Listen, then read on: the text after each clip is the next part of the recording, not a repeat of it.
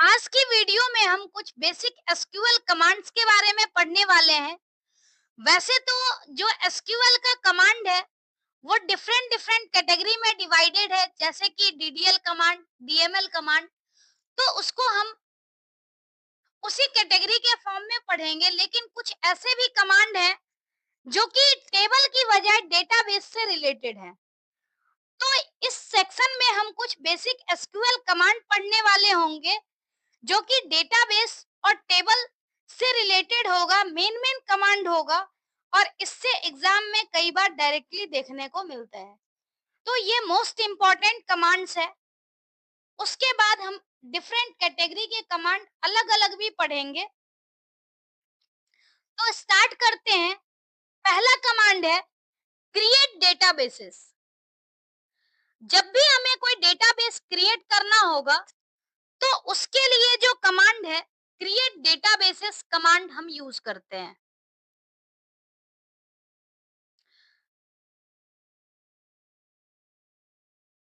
जैसे अगर हम बात करें सिंटैक्स की, तो इसका सिंटैक्स होता है क्रिएट डेटाबेस और डेटाबेस नेम। जैसे यहाँ स्क्रीनशॉट भी लगाया हुआ है, माइस्क्यूएल की स्क्रीनशॉट है, क्रिएट डेटाबेस टेस्ट। अब इससे क्या है, टेस्ट नाम का एक डेटाबेस क्रिएट हो गया। तो ये फर्स्ट कमांड है create database, database name. Database create करने से रिलेटेड कमांड का सिंटैक्स है। नेक्स्ट है शो डेटाबेसेस। अब जैसे क्या है कि हमारे पास मल्टीपल डेटाबेस होता है जिसको हम एक एक करके क्रिएट करते हैं, लेकिन क्या है कि अगर हमें पूरी लिस्ट देखनी होगी तो पूरी लिस्ट देखने के लिए हम क्या कर सकते हैं, शो डेटाबेसेस कमांड का यूज करके और पूरी लिस्ट को देख सकते हैं।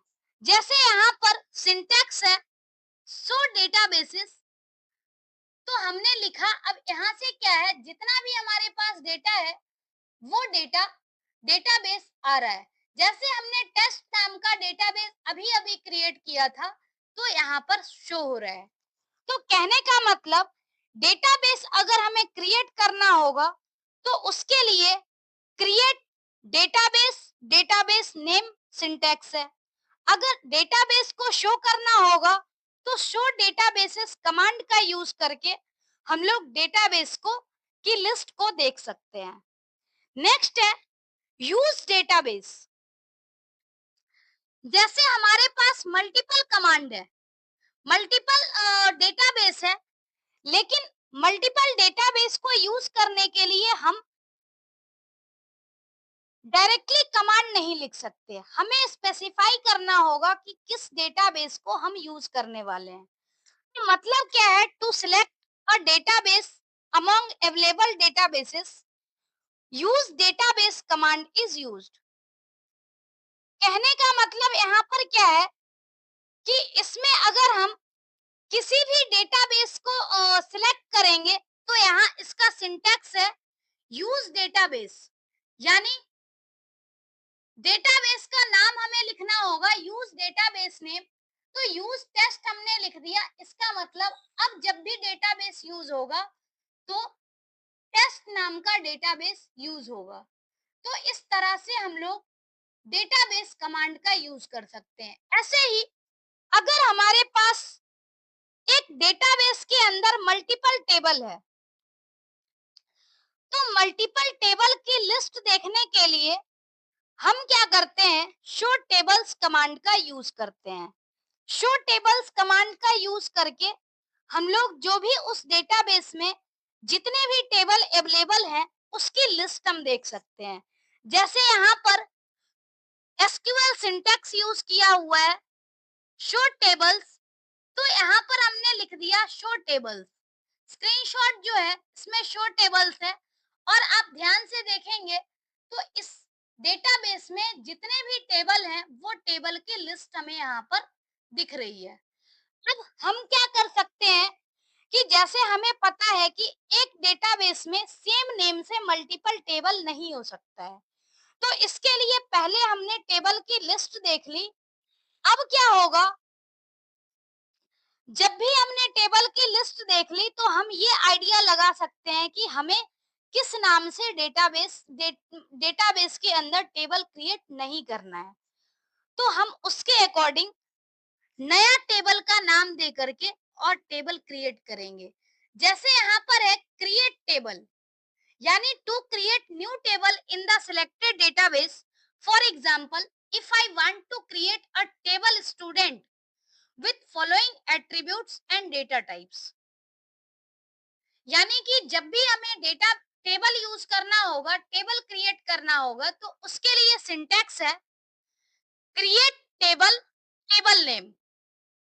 उसके बाद टेबल के बाद हमें क्या करना होता है कि टेबल का डिटेल लिखना होता है। डिटेल हम लिखते हैं पैरेंथेसिस में, यानी कि कॉलम का नाम, उसका डेटा टाइप और साइज, जितने कॉलम होंगे कॉमा से सेपरेट करके कॉलम का नाम, डेटा टाइप और साइज, इसको हमने ब्रैकेट को क्लोज कर दिया और सेमी कॉलन से टर्मिनेट कर दिया। एक चीज आपने नोटिस किया होगा कि हम लोग जब भी कोई कमांड यूज करते हैं एसक्यूएल का, सेमी कॉलन से टर्मिनेट करते हैं। तो ध्यान रखना है, कभी भी एसक्यूएल का जो कमांड होगा सेमी कॉलन के टर्मिनेशन के बिना एग्जीक्यूट नहीं हो सकता है, एरर जनरेट होगा। तो ये चीज हमेशा फॉलो करना है कि हर एक क्वेरी के लास्ट में सेमी कॉलन होना ही चाहिए। जैसे अगर हमें डेटाबेस क्रिएट करना है, टेबल क्रिएट करना है, तो टेबल का सबसे पहले यहाँ स्पेसिफिकेशन पता होना चाहिए कि कॉलम का नाम क्या है और उसका डेटा टाइप क्या है। साइज ऑप्शनल है, जरूरी नहीं है कि हम साइज दे ही। तो यहाँ पर नेम ऑफ एट्रीब्यूट और उससे संबंधित डेटाबेस का डेटा टाइप, ऐसे ही किसी किसी में साइज है। तो यहाँ पर हम लोग देखते हैं कि किस तरह से हम लोग इसको इम्प्लीमेंट कर सकते हैं। तो पहला सिंटैक्स ही हमने देखा था, क्रिएट टेबल, टेबल नेम, यानी क्रिएट टेबल स्टूडेंट। उसके बाद ब्रैकेट है यहाँ पर पैरेंथेसिस, हमने एट्रीब्यूट का नाम हमें लिखना है, मतलब हमने लिख दिया स्टूडेंट आईडी और इसका डेटा टाइप इंटीजर, साइज नहीं है तो हमने साइज नहीं लिखा। अब यहाँ पर कॉमा। अब दूसरा एट्रीब्यूट का नाम आएगा स्टूडेंट नेम, जिसका डेटा टाइप और साइज मेंशन्ड है, तो ये हमने लिख दिया। फिर हमें कॉमा से सेपरेट करना है। नेक्स्ट एट्रीब्यूट का नाम है एज और यहाँ पर इंट। ऐसे ही फोन और एंड इंट। एड्रेस, जिसका टाइप जो है वेरकेर है और इसका साइज है 50। तो मतलब जितने टोटल 5 एट्रीब्यूट थे, वो 5 एट्रीब्यूट को हमने मेंशन कर दिया। अब जैसे पैरेंथेसिस ओपन हुआ था, पैरेंथेसिस क्लोज हो गया और सेमी कॉलन से टर्मिनेट हो गया। तो जब हम इस तरह से सिंटैक्स लिखते हैं और इसको एग्जीक्यूट करते हैं, तो इससे क्या होगा, एक टेबल क्रिएट हो जाएगा। टेबल क्रिएट किया हुआ अगर होगा, उसे हम देखेंगे कि कैसे टेबल क्रिएट होता है या टेबल क्रिएट होने के बाद क्या इफेक्ट हुआ है। तो उसको देखने के लिए हमारे पास एक कमांड है, डिस्क्राइब कमांड। डिस्क्राइब कमांड की हेल्प से हम क्या कर सकते हैं, टेबल का स्कीमा देख सकते हैं। तो view the structure of table like attributes and it's data type, keys, constraint, default value, ये सब करने के लिए हम क्या करते हैं, डिस्क्राइब कमांड का यूज करते हैं। जैसे अगर सिंटैक्स की बात करें तो आइदर डीएससी टेबल नेम और डिस्क्राइब टेबल नेम दोनों सेम चीज है। जैसे यहाँ पर इस क्वेरी को हमने इंप्लीमेंट की डी डीएससी स्टूडेंट, तो इससे क्या हुआ कि जो हमारी फील्ड है, यानी ये फील्ड आ गई, फील्ड से रिलेटेड इसका डेटा टाइप आ गया साइज के साथ, बाय डिफॉल्ट जो भी यहाँ पर साइज कंसीडर किया गया है वो, उसके बाद नल वैल्यू, चूंकि हमने कोई कंस्टेंट नहीं लगाया, डिफॉल्ट नहीं लगाया, तो उस केस में अभी नल के केस में यस है, डिफॉल्ट के केस में नल है। तो अगर हम स्पेसिफाई करते हैं इस कंस्टेंट को, की को, तो उसकी वैल्यू यहाँ पर लिखी हुई आती। लेकिन हमने क्या किया था, फील्ड डेटा टाइप और साइज लिखा था। तो इसमें क्या है, डिफरेंट फील्ड और उसका डेटा टाइप साइज ये मेंशन यहाँ पर हो गया। मतलब अगर हम टेबल का डिटेल देखना चाहें, स्कीमा देखना चाहें, तो उसके लिए डिस्क्राइब कमांड या DESC कमांड यूज होता है। नेक्स्ट है इंसर्ट कमांड। इंसर्ट कमांड की हेल्प से, हालांकि ये सारी जो इंसर्ट कमांड है, इंसर्ट सिलेक्ट, इसका हम लोग DML कमांड में भी पढ़ेंगे। लेकिन जैसे क्या है कि ये बिल्कुल बेसिक कमांड जो है सीक्वेंस में चल रहा है, कि सबसे पहला काम हमारा होता है डेटाबेस को क्रिएट करना। डेटाबेस को क्रिएट करने के बाद हमने देख लिया कि डेटाबेस क्रिएट करने के बाद क्या इफेक्ट होता है, फिर हमने उस डेटाबेस को यूज किया। जो करेंट डेटाबेस है उसमें हमने टेबल का डिटेल देखा कि क्या क्या टेबल एग्जिस्ट करते हैं। जो एग्जिस्ट नहीं करता है उसके अकॉर्डिंग हमने टेबल क्रिएट किया, फिर टेबल की डिटेल देखी। अब क्या है, टेबल हमारा एम्प्टी है, तो हम क्या कर सकते हैं, इसमें इंसर्ट कमांड की हेल्प से टेबल में डेटा इंसर्ट कर सकते हैं। इंसर्ट कमांड का यूज करने के लिए हमें क्या करना होगा, जो इंसर्ट कमांड का यूज करके हम क्या करते हैं कि एक एक करके रो बाय रो डेटा को इंसर्ट करते हैं। अगर सिंटैक्स की बात करें तो सिंटैक्स यहाँ पर है इंसर्ट। इंसर्ट कमांड के साथ इनटू यूज होता है, यानी कहाँ इनटू करना है, किसमें इंसर्ट करना है, तो टेबल का नाम क्या इंसर्ट करना है, तो वो हम लोग उसके लिए वैल्यूज लिखते हैं और ब्रैकेट में हमें सारी वैल्यू लिखनी होती है उसी सीक्वेंस में जिस सीक्वेंस में हमारा कॉलम है।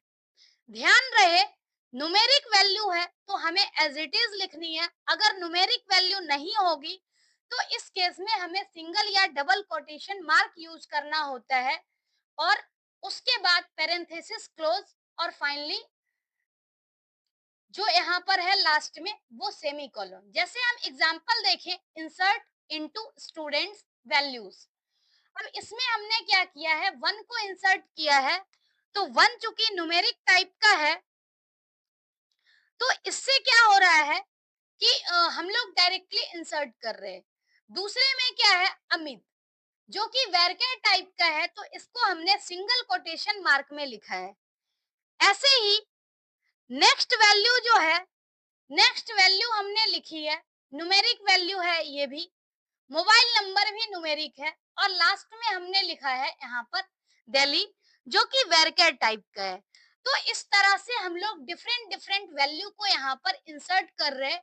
टोटल 4 रो यहाँ पर हम इंसर्ट कर रहे हैं। इसका मतलब क्या है, एक एक करके सारी वैल्यू उस टेबल में इंसर्ट हो रही है। किस टेबल में, तो स्टूडेंट नाम के टेबल में। अब जब वैल्यू इंसर्ट हुई है तो हमें दिखना भी चाहिए कि हमने क्या क्या वैल्यू इंसर्ट करी है, तो उसके लिए होता है सेलेक्ट कमांड। सेलेक्ट कमांड का जो हम यूज करते हैं to show the data of a table, select command is used. यानी जो हमने 4 स्टूडेंट की डिटेल इंसर्ट की थी वो अब हमें शो होगा, और उसके लिए हम लिखते हैं select star from table name. यानी सिलेक्ट करने हैं स्टार, इसका मतलब पूरा डेटा एक्सेस होगा, फ्रॉम, और टेबल नेम का मतलब है कि कौन से टेबल से हमें डेटा फेच करना है।